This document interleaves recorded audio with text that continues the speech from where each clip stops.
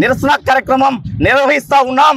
మరి అనేక సందర్భాలుగా ఇవాళ నారాయణ కళాశాలలో అనేక సంఘటనలు జరిగాయి।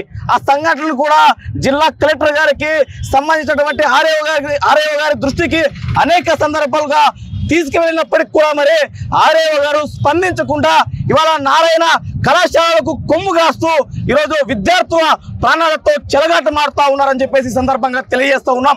అదే విధంగా ఏదైతే నారాయణ కళాశాలలో ఆత్మహత్య చేసుకున్నటువంటి ఎవరైతే విద్యార్థి ఉన్నాడో విద్యార్థి పైన తక్షణమే యాజమాన్యంపై కేసు నమోదు చేయాలని చెప్పేసి సందర్భంగా డిమాండ్ చేస్తూ ఉన్నాం।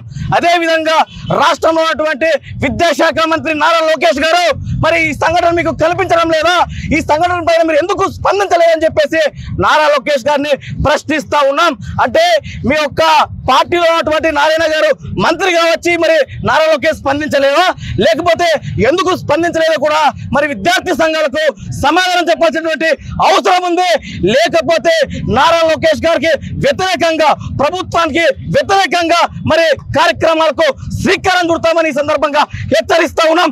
అదే విధంగా నారాయణ కళాశాలను సీజ్ చేయకపోతే ఖచ్చితంగా విడతల వారీగా ఆందోళన కార్యక్రమాలకి శ్రీకారం చుడతామని జిల్లా కలెక్టర్ గారికి ఇక్కడ ప్రతి ఒక్క అధికారికి హెచ్చరిస్తా ఉన్నాం। క్రితం అనంతపురం నగరానికి దగ్గరలో ఉన్నటువంటి నారాయణ కళాశాలలో విద్యార్థి ఆత్మహత్య చేసుకొని మరణిస్తే ఆ మరణానికి ఫీజు మాత్రమే ప్రధానమైనటువంటి కారణం అనేటువంటి అంశం తల్లిదండ్రులు స్పష్టంగా పోలీస్ అధికారులకి అదేవిధంగా ప్రభుత్వ అధికారులకు చెప్తున్నా, విద్యార్థి సంఘాలు 3 రోజుల నుంచి పోరాటం చేస్తున్నా దీని మీద కలెక్టర్ గారు కానీ ఆర్ఐఓ గారు కానీ ఆ కళాశాల మీద కేసు నమోదు చేయలేదు, ఆ కళాశాలను సీజ్ చేయలేదు।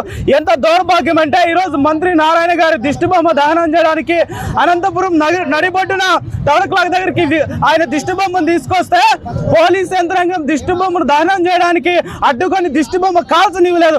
కానీ ఒకవైపు నారాయణ కళాశాలలో ఒక విద్యార్థి ప్రాణం కోల్పోతే ఆ ప్రాణానికి సంబంధించిన కేసు నమోదు చేయలేదు। అంటే పోలీస్ యంత్రాంగకి అధికారులకు ప్రభుత్వానికి దిష్టిబొమ్మ గొప్ప అయిపోయింది, కానీ ఒక విద్యార్థి ప్రాణం అనేది చాలా చులకనగా అయిపోయింది। కాబట్టి ఈ సందర్భంగా మేము కోరుకునేది ఏదైతే మంత్రి లోకేష్ గారు ఉన్నారో, విద్యాశాఖ మంత్రిగా ఉన్నారు, మీరు వెంటనే నారాయణ కళాశాల సీజ్ చేయాలా, ఆ తల్లిదండ్రులకు న్యాయం చేయాలని ఈ సందర్భంగా ఎస్ఎఫ్ఐగా డిమాండ్ చేస్తున్నాం।